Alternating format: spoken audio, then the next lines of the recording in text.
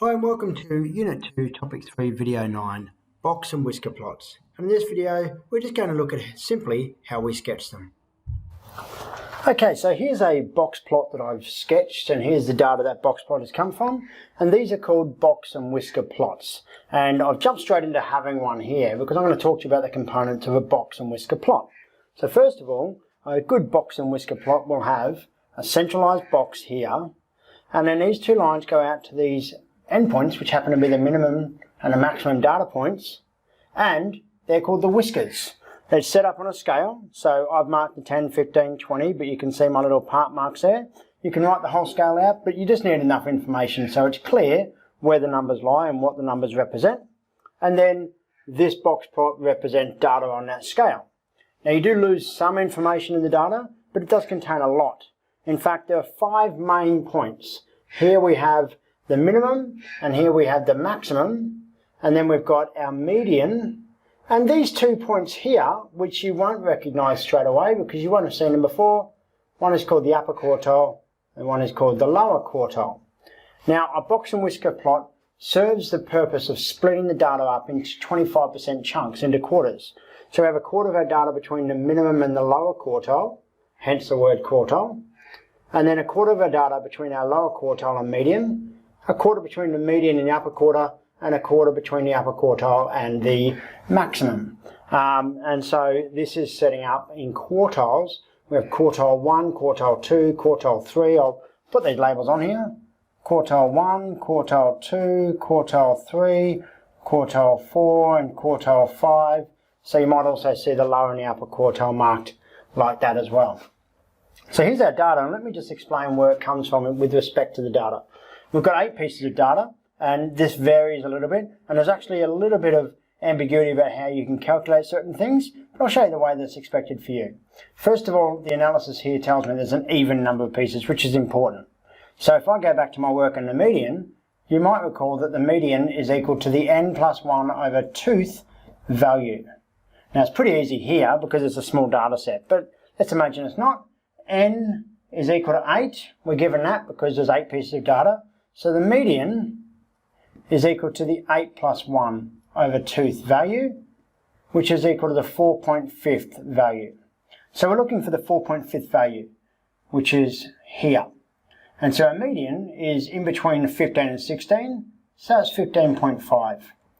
Now, the lower quartile and the upper quartiles, and I'll be a little bit more technical about this a little bit later, but the lower quartile and the upper quartile, they are the median of the lower half and the median of the upper half. So in this case, because there's 4 data points, the median of these 4 data points in the lower half of our data is 13. So our lower quartile is equal to 13, and our upper quartile is equal to 19. So LQ, UQ there, and of course, here's our maximum, and here's our minimum. So we're pretty happy with that. And then once we've got that data, we've got our 5-figure summary. So 12, 13, 15.5, 19, and 21. This is called a 5-figure summary.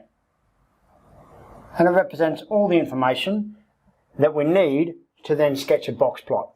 So I take our 5-figure summary here, and I mark those points on here. And we'll do an example where I draw one in a moment. I mark those points on there, and that gives me my 5-figure summary. Now, of course, there's one more measure, which you might see or might have already seen measured or mentioned, and that is the interquartile range. So I'll just write this down here, interquartile range. And the interquartile range is equal to the upper quartile minus the lower quartile. The upper quartile is always higher in our data, so the upper quartile will always be the larger number. So we always do it upper quartile minus lower quartile, and that'll give us a positive value for the interquartile range. In this case, it's 19 minus 13, which is equal to 6. Now, in itself, as a measure, the 6 doesn't mean a lot. As a comparative measure, it tells you which data set has the more compact centre, so that can help a little bit. But the interquartile range will actually be really important when we're identifying outliers a little bit later on. So there we have it. I'm going to do an example in a second, and in the example I'm going to show you a more technical way to calculate the lower and the upper quartile. But for now, just know that this is what a box plot looks like. Be aware that we have our quartile markers here, although you'll often see we just sort of disregard that, and we call this one quartile 1 and this one quartile 2, so you might see that. But otherwise, using lower quartile and upper quartile is a good naming technique. We have our interquartile range, our 5-figure summary we get from our data, and that's how we plot it. So let's have a look at an example.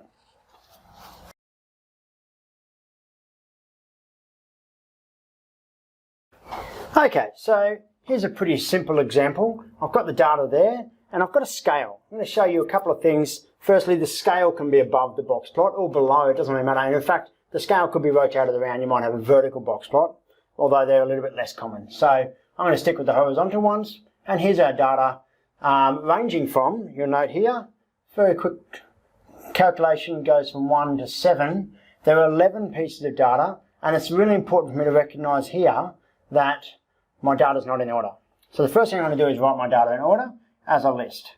1, 2, 2, 2, 3, 3, 4, 4, 6, almost left one out, 5, 6, 7.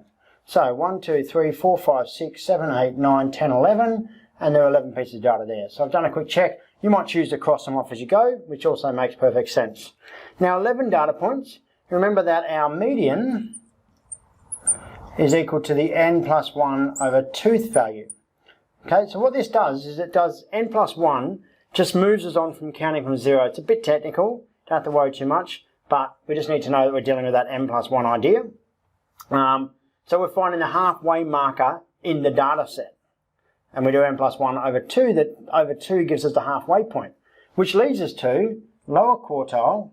We want that to be the quarter point. So to be a little bit more technical, I write it as the quarter n plus 1 value. And of course the upper quartile, just going to try and squeeze it on the bottom of the screen here, is the 3/4 mark. 3/4 n plus 1 value. So we could use this idea. My n, in this case, is equal to 11. So I get the 11 plus 1 over tooth value, and that of course is the 6th value, which is here. And the lower quartile is the quarter n plus 1, so that's quarter times n plus 1, 11 plus 1 is 12, so a quarter of 12 is the 3rd value. And then my upper quartile is the 3/4 of 12, which is the 9th value here. And if I did it using the less technical method, well, I go and look for the center point. There's my median. And then I look at the bottom half, and I don't include my median because it's an odd number set. The bottom half here, and look for the center value. There it is there. And the upper half center value. There it is there. So there's obviously a range of different ways you can do it. You get the same answers though. And then of course we have our min and our max. So I'm going to make the list here, and this will be my 5-figure summary list with enough room, hopefully. I've got my minimum, I'll do it in order, let's make the right choice here. Okay, so minimum, lower quartile, median, upper quartile, maximum, and so my minimum is 1, my maximum is 7, my lower quartile is 2, my upper quartile is 5, and my median was 3, and now I can plot this data here. So I've got 0, I think that goes up to 8, what's that, 4 there, 2, so just be thoughtful when you're designing your scales. Do some of this mathematical work first so you can make sure you get your scale right. And now I'm going to just mark each of these values. So I've got a vertical line at 1, a vertical line at 2, a vertical line at 3, a vertical line at 5, and a vertical line at 7, and then I create my box with the 3 middle vertical lines, and I attach my whiskers here. So I can see that my data seems to be distributed a little bit down towards the left, which makes it a positive skew, because the median's down that side of the box, and there's less information here. It tells you there's a big pile of data. 50% of the data's here, 50% is more spread out at the top end. And we can actually see that here. You can see that sort of spread at the top. So there's some good information you can get from your box plot, but for now, that's how we get our 5-figure summary. This is how we make sure we get our data right, and that's the resultant box plot. Thanks. Well, I hope that all made sense. It's definitely worth going back and matching that up with the lessons that can be learned from the textbook and the OneNote. All the best.